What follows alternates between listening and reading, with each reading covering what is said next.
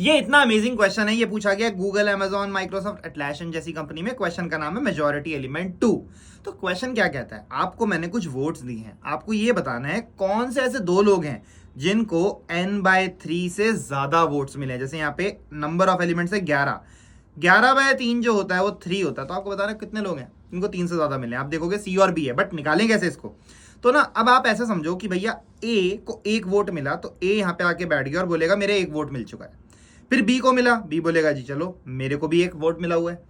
अब सी आया, सी क्या बोलेगा, भैया आप लोग अपने अपने वोट एक एक कम कर लो, क्योंकि अब हम तीनों में से कोई भी मेजॉरिटी में नहीं रहा, क्योंकि भैया सबको सेम वोट मिल गए हैं।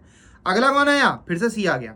तो सी बोलेगा भैया एक जना तो सीट से हटो और मेरे को बैठने दो, मैं एक की लीड पे चल रहा हूं।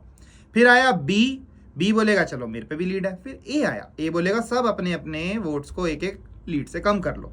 तो अगर आप इस सिनेरियो में देखोगे यहाँ पे, तो यहाँ पे बी को 2 वोट्स मिले हैं, सी को 2 वोट मिले हैं और ए को 2 वोट मिले हैं। तो इनडायरेक्टली अगर मैं कहूं तो भैया सब लोग सेम लेवल पे, किसी को मिला वोट या नहीं मिला एक ही बात है।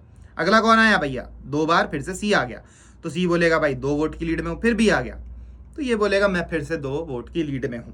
तो अब आप ये आसानी से देख पा रहे हो कि मैंने वो 2 लोग निकाल लिए हैं जिनके पास वोट की मेजॉरिटी लीड है। अब हर बार ऐसा जरूरी नहीं है कि ये सेम चीज होगी।